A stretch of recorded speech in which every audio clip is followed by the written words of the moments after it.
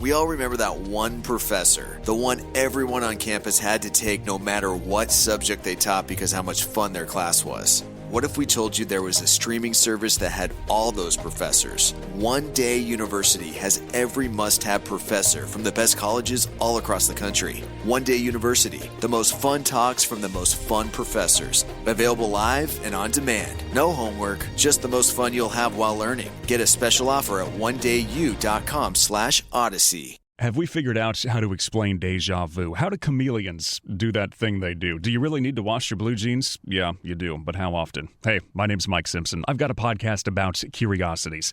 It's called I've Got Questions. We go through my list of random stuff and yours. Please participate. Send me your questions. I'll find someone to answer them. We've talked about our true crime obsession, how grocery stores are tricking us, super secret flight attendant stuff.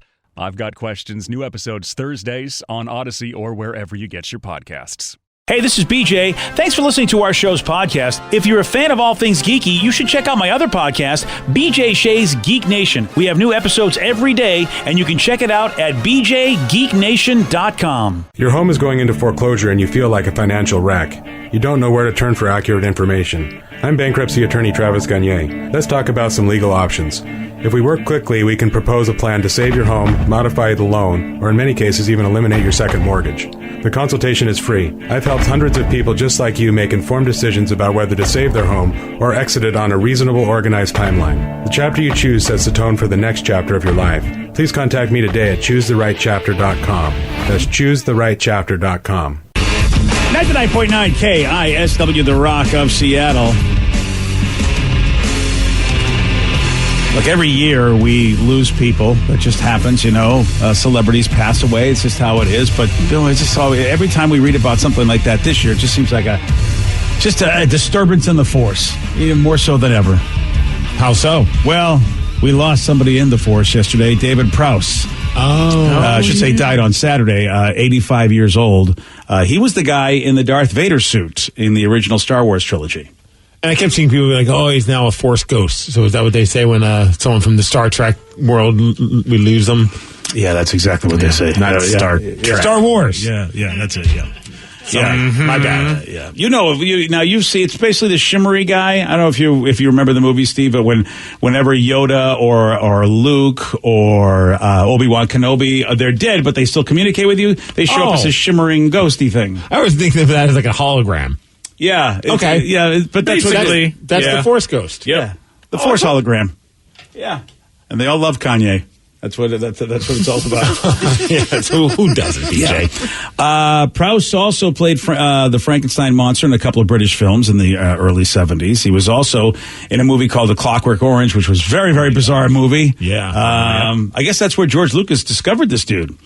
And George said, hey, David, here's the deal. I'm doing this movie. Would you like to either be the tall dude that's in a black robe, or would you like to be the tall dude that's in a hairy furry costume? And he offered him both roles, either Vader or Chewbacca. Oh, and he went with that? Yeah, he went with Vader over Chewbacca. That's a tough call. I wonder which one I would go with. If someone said, hey, you could be Darth Vader or you could be Chewbacca, I think I would lean towards Chewbacca. He went towards Vader because he said, you know what, the villain is always more memorable and more fun to play.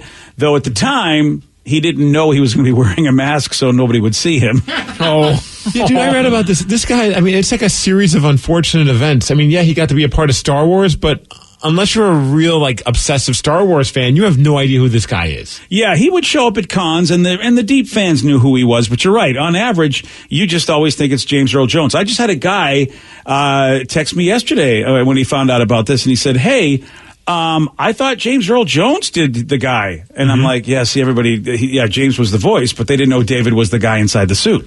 Right, so they didn't even use his voice. Didn't even use his voice. And so that was another thing that, like you said, it was like, wow, they're not going to see my face. They're not going to hear my voice. This sucks. Right. I should have been the hairy little guy, Chewbacca. Well, of course, you don't hear his voice much either. No, but at least he went into it knowing that. Yeah, and you didn't get to see what he looked like either. Did Peter Mayhew actually do his own growls there? Yeah, that's a good question. I don't know. Yes, this is him. Yep. Sounds about right. Yeah, that's Peter Mayhew with a gas problem. Yes. And Prowse said, look, I think James Earl Jones did a wonderful job, but I still think I would have done equally as well given the right opportunity. James Earl Jones has got a voice. He has got a great voice. That's a tough one to try and say. I get that you have to be proud of your abilities, but I mean... We actually have a clip of what David Prowse sounded like, because he did do the lines. Okay. And then they were dubbed in by James Earl Jones. So David Prowse, who passed away as Darth Vader, 85 years old, he believes he could have been as good as James Earl Jones as far as the Vader voice goes. And here's what he sounded like. I'm tearing this ship apart piece by piece until you find those tapes. Find the passengers of this vessel. I want them alive. I'm a member of the Imperial Senate on a diplomatic... You are part of the Rebel Alliance and a traitor. Take her away. No. I hate to break it to you, man. Yeah. I know it's a touch. This is not a very touching tribute to be like, but I can't even imagine how, maybe if we never knew what James Earl Jones was capable of, we would just accepted him as being Darth Vader. But now knowing what they ended up with, I think they made the better choice. There was an ultimate slap in his face, too, because like you said, a series of unfortunate events. There was one time where we did get to see the face of Darth Vader. Yeah, where he takes the helmet off. At the end of the movie, Yeah. at the end of episode 6. I think all melted and stuff. Yeah. If I remember he was correctly. pretty wrecked, yeah. Yeah, that was not him. They actually got a different actor to play the dude that basically goes, Luke, tell your sister she was right about me. Did he piss off George Lucas at some point during this film? Did George really want him as Chewbacca, and then he's like, this son of a bitch wants to be Darth Vader? Fine, I'll teach him a lesson. I don't know, man. Sometimes you do piss off Lucas, or sometimes he just decides someone's better, because there was a different emperor in episode 5, which was Empire Strikes Back. Now, they've changed that guy and pulled him out completely with all the redos that Lucas did, but there was a different actor that played the emperor. Of course, I can't imagine anybody being a better emperor than the Palpatine dude that we all know, Ian McDiarmid, but still, there was a different dude in episode 5. So Darth Vader was it was him as the body. Yep. But then a different guy for the voice. Yep. And a different guy for the face. Yes, sir. Crazy. Yeah. So 3 people got him, got hooked up for those Comic-Cons. Yeah, you're absolutely right. I mean, that's one good way of looking at it, is Sebastian Shaw's like, hey, you might not remember me, but I'm the face of the Vader. Do you think Sebastian and David, there was maybe a little animosity, maybe they both were kind of buddies because they both hated James Earl Jones, because James got all the love. I mean, when you think about Darth Vader, it's like everyone talks about James Earl Jones. Oh, definitely. They You're don't get absolutely any right. love. I don't even know who these guys are. Yeah, exactly. I mean, I know David Prowse, but again, because I'm a little bit of a deeper fan. Sure. But yeah, the average person I know doesn't know, because my buddy proved it when he was like, I thought James Earl Jones was Darth Vader. What the heck? And it's like, yeah, there was 100 people apparently. I mean, there's a lot of Darth Vaders. It'd be kind of fun to hear an unfiltered conversation between those two guys and Peter Mayhew. I know he's no longer around either, but before they all passed, obviously. But here's a handful of people who became huge because of this movie, but really were never seen. Yeah, you're absolutely right. Yeah. They were beloved at cons, though. I will for say sure. That. Yeah. And there was a dude that was inside the R2 unit, too, right, Rev? Yeah, Yeah. a little dude that would go around with a lot of those shots. Yeah, I'm forgetting his name, Yeah, I but don't he know. also was pretty popular at cons. Was he also too. in Wizard of Oz? I don't know. I could be just making this up in my head, but Yeah, it was Kenny Baker. That's was it, the Kenny actor. Baker. Thank you, Rev. And I don't know if he was actually. Oh man, he was in all sorts of stuff. He was in the Muppet Show as R2-D2. Oh, well, that's probably why he was there. Oh, and in Time Bandits. What a good movie. Oh, that's where I know Kenny from, besides Star Wars. Yes, Time Bandits. Yeah. I typecasted the guy. It was not in Wizard of Oz. He wasn't in Was Wizard of not. Oz. Yeah. There's a big difference in years, too, right? Yeah, there was a 40 lot. years. Yeah, he was active from 60 on, so I don't think he was about around 40 for year that. difference between Wizard and Wars. But he was in Flash Gordon. Yeah. He played a dwarf. He's in some good stuff. Oh, there you go. He's in some good stuff. There you go. Well, he's a sci-fi. I mean, he's king R2, anyway. so he's in all of the Star Wars movies, but there's a bunch of other fun stuff too. Yeah, see? Oh, that's neat. I like that we turned this David Prowse memorial to Everybody but the David Kenny Prowse. Baker appreciation segment. Sorry, David, who passed away on Saturday at 85 years old. Sorry, David. That's just what our show is, though. We don't really give tributes to anybody very well. We're really bad at it. We try. Yeah. We really do. Not the greatest. We recognize, but not very well. It blows me away, like how many he just kept getting like insult to injury. I know. To insult to insult. Like it was just like, dude, can you at least let me be seen in this damn movie? Nope, you're wearing a mask. We're not going to use your voice. Oh, and at the big reveal at the end of episode 6, we're getting a different guy. Like, why couldn't even be that guy? That's a really good question. George just doesn't like your face. At least Ray Park. But he messes up his face. I know. Like, he makes it look terrible. Right. You can't really be too ugly for that role. I mean, that's what I was thinking. It's like, no matter how ugly you are in real life, it's just less work the makeup department's got to do, right? I'd love a peek inside George Lucas's brain for all this. He's known for and if he doesn't like your voice, like Ray Park, now that's Darth Maul. You remember that dude from, they didn't like his voice. So that's not Ray Park speaking. And Darth Maul is not the actor who is going around talking to, doing what he's doing. He's not speaking in that movie. That's another guy, Peter Serafinowicz or something like that. Another dude. Oh, good old Peter Serafinowicz. Yeah. Hey, you were pretty close there. Yeah. And don't ask me. He was in Shaun of the Dead. That's all I know about Peter. I don't know much of him. He's a good actor. Yeah. And, was he a little guy in Wizard of Oz? He was not. He was in Wizard of Oz. He's quite a tall fellow, sir. You know what they could do in Hollywood. Yeah, that's a good yes, point. that's true. For years, I thought Tom Cruise was tall. Yeah. And look at this, huh? Was Tom Cruise in Wizard of Oz? Yes. Okay, good. At least we know that for sure. Wow. All right, well, Toto. Let's look. We have a lot of questions, including this one. Did Mike Tyson smoke a joint before his big fight this past weekend? Steve will tell you all about it. He's got the Migs Report for you at 6:17. BJ and Migs, mornings on The Rock, 99.9 KISW. Hey, what's up, everyone? You find yourselves trying to get your Craig Mack on and put some brand new flavor in your ear? Well, funny you should mention that because we have a brand new show that you should check out. It is called Pod Sauce. It is your podcast discovery show. Everyone's always looking for a podcast recommendation. We got lots of them for you, from true crime to pop culture.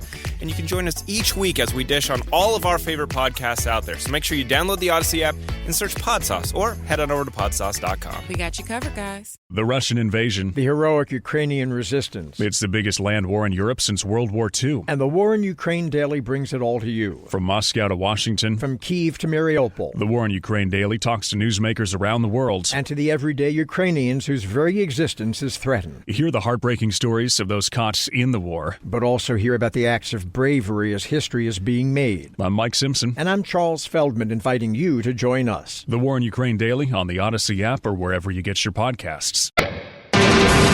99.9 KISW, The Rock of Seattle. Well informed on the issues of the day? Not this guy. Live from the KISW News Center in downtown Seattle, this is the Migs Report. Well, thanks, guys. Thanks to Puget Law Group for giving us the Migs Report. It's a special day because, we haven't had a reason to eat unhealthy recently. So today is National Moose Day. Oh. Enjoy some chocolate mousse. Like a chocolate mousse, not like the moose up in Northern Exposure Land. You know what? If you want it to be that, you can. All right. You know what? Hey, happy Mariner Moose Day. While we're at it.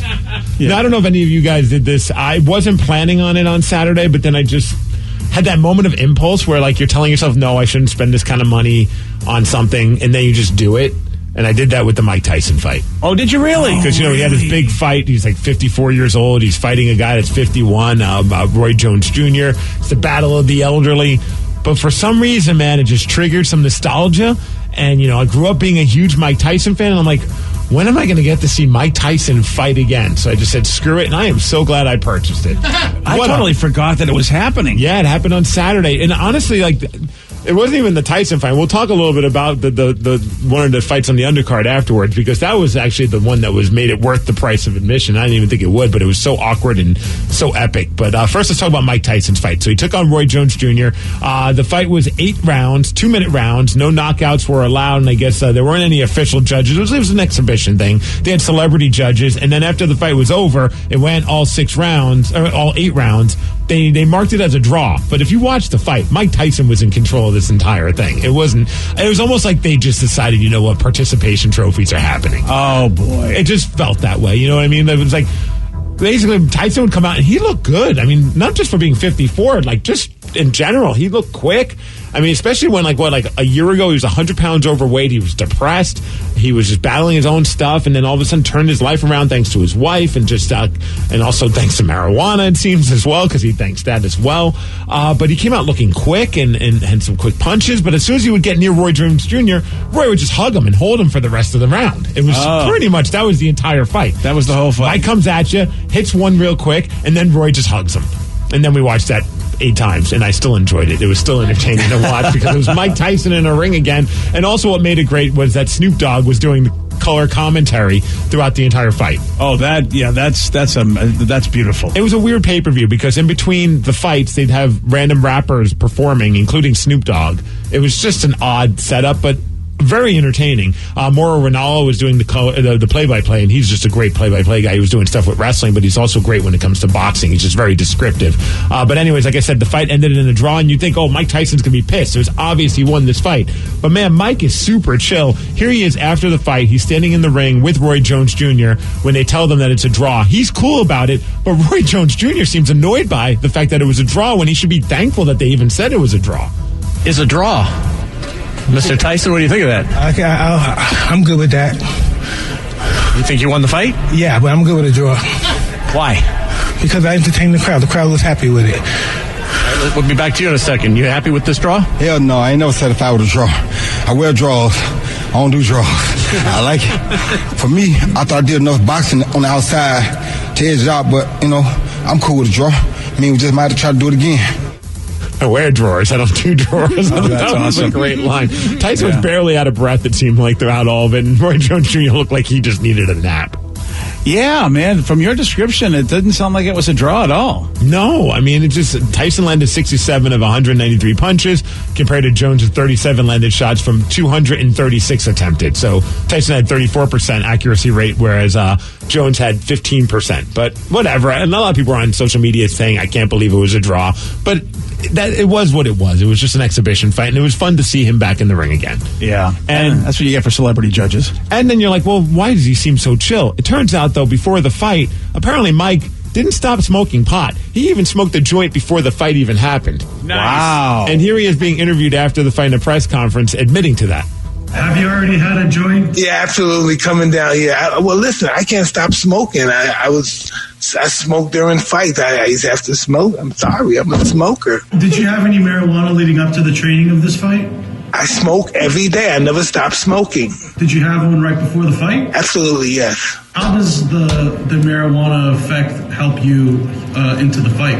It's just who I am. It has no effect on me from a negative standpoint. It's just what I do and who I am and how I'm going to die. There's no explanation. There's no beginning. There's no end. Did it help numb the pain a little bit? It just numbs me. It doesn't numb the pain. Everything about Mike Tyson. But it doesn't numb the pain. If there was ever a better endorsement for marijuana, it's Mike Tyson.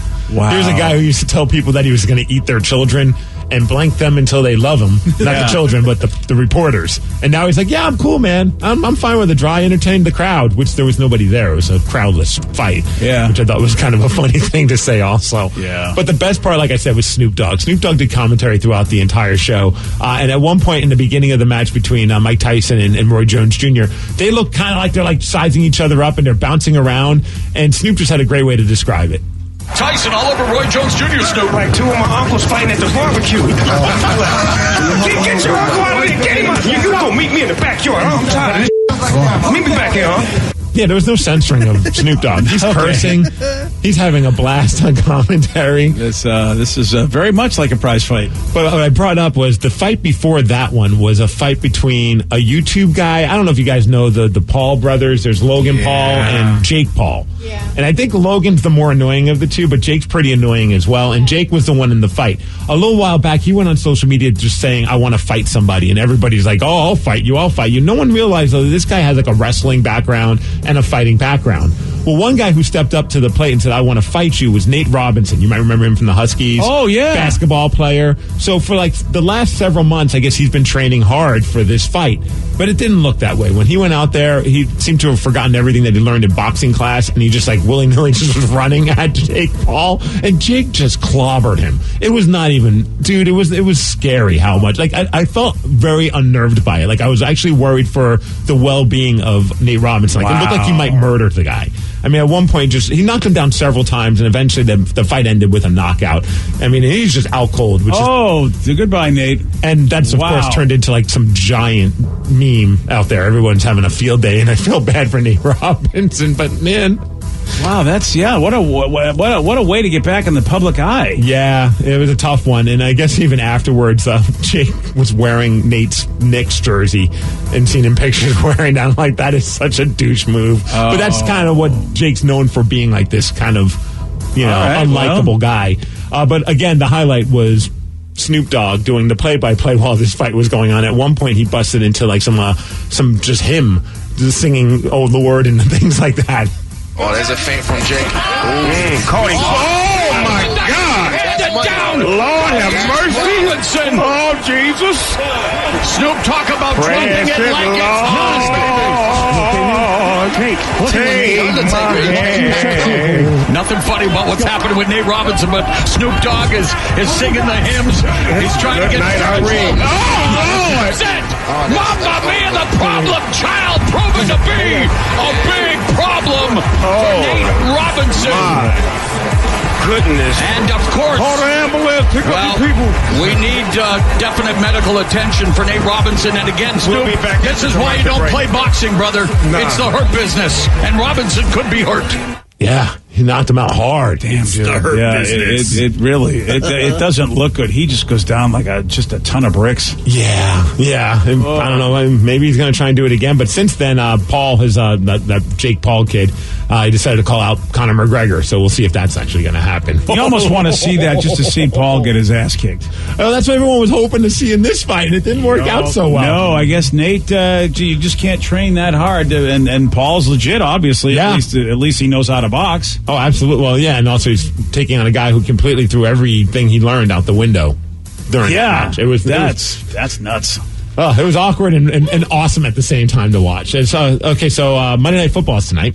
Oh, hey, I forgot about that. Seahawks are playing. It's nice to see everyone rocking their Seahawks stuff. And Chris Carson, big return for him. That's going to be huge for the Seahawks. Yeah. Also, Russell Wilson's fresh off his 32nd birthday. Yesterday was his birthday. 32. Boy, that is kind of old in football years. It's getting old, man. Yeah, he is getting old, man. It was Snacks' birthday as well. The guy on our team, Snacks Harrison. Oh, okay. I felt like it would be rude to wish Russell a happy birthday and not Snacks as well. Sorry, Snacks. Well, this could be a big game for the Seahawks if they beat the Eagles, because it could strengthen their lead in the NFC West, as two teams that we typically don't root for did us a solid. Yes. Both with game-winning field goals at the end of the game, as the Patriots beat the Cardinals 20-17, and the 49ers, with Richard Sherman back, he had a big interception too, they beat the Rams 23-20.